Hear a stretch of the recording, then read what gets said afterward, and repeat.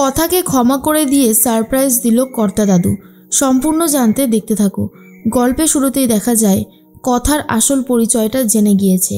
কথা যে নিজের বিজনেস শুরু করতে চলেছে সেটা সম্পর্কে জেনে গেছে কর্তা দাদু। তাই আর কোনোভাবেই নিজেকে সামলাতে পারছে না। গুহবাড়ির মেয়ে বউরা কখনোই বাড়ির বাইরে কাজের জন্য যায় না, আর এটাই ছিল রুলস। কিন্তু সেই রুলস ভেঙেছে কথা, আর সেই জন্যই কর্তা দাদু প্রচণ্ড রেগে গেছে। এর মধ্যেই চলে এসেছে বাড়িতে সবাই। অগ্নি তখন বলে, এইচওএফ, আপনার সমস্যাটা কোথায়? কথা যদি নিজের যোগ্যতায় কিছু করে তাহলে আপনি এরকম করছেন কেন? তখনই কর্তা দিদা বলে, শোনো কর্তামশাই, তুমি একটু শান্ত হও। কিন্তু কর্তা দাদু কোনোভাবেই শান্ত হতে পারছে না, আর বলে, আজ যেটা হয়েছে সেটা মোটেই ঠিক হয়নি, এই রকমভাবে চলতে পারে না। কথা মা, তুমি কি করে এটা করতে পারলে? তখনই কথা বলে, বিশ্বাস করুন কর্তা দাদু, আমি এরকমটা করতে চাইনি। অগ্নি বলে, হ্যাঁ, ও করতে চাইনি, আমি ওকে জোর করেছিলাম, কিন্তু কোনো ভুল করেছি বলে আমার মনে হয় না। কথা যদি নিজের ট্যালেন্ট দিয়ে কিছু করতে পারে তাহলে অসুবিধার কি আছে?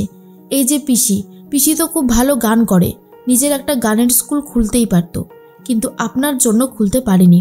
আমার মা নিজের রান্নাটাকে নিয়ে অনেক বড় একটা স্বপ্ন দেখেছিল, কিন্তু সেই স্বপ্ন পূরণ করতে পারল কোথায়?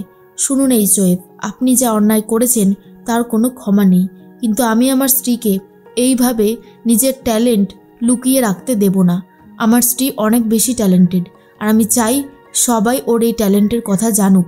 আপনি জানেন তো, আজকে তো নিজেই বিচারক ছিলেন, লাউ দিয়ে কি সুন্দর নুডলস বানিয়ে দেখিয়েছে।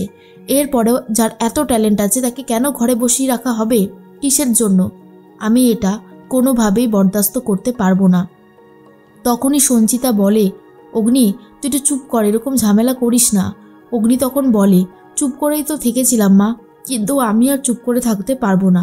এবারে আসল কথাটা বলাটা খুবই জরুরি। তার মধ্যেই চিত্রা বলে, বেশ হয়েছে, এবারে নাতি আর দাদুর মধ্যে যে ঝামেলা লেগেছে সেটাই এখন দেখতে মজা লাগছে।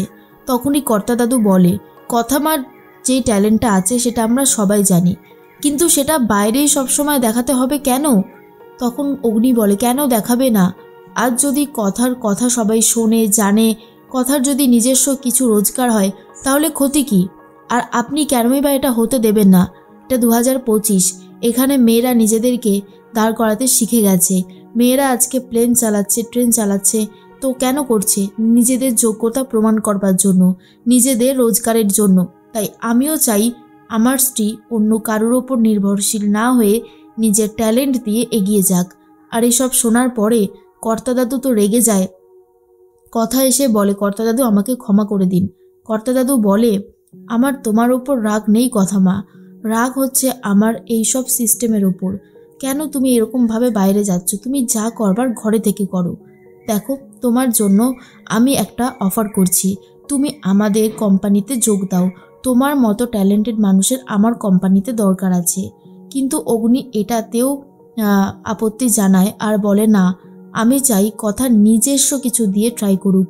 ও ঠকবে, ও পড়বে, কিন্তু ও উঠে দাঁড়াবে, আর আমার ওর প্রতি সেই বিশ্বাস আর ভরসাটা আছে। তাই আমি চাই না কোনোভাবেই ও আপনার বিজনেসে যোগ দিন, ও নিজের বিজনেসে যোগ দিক, আমি শুধু এটুকুই চাই।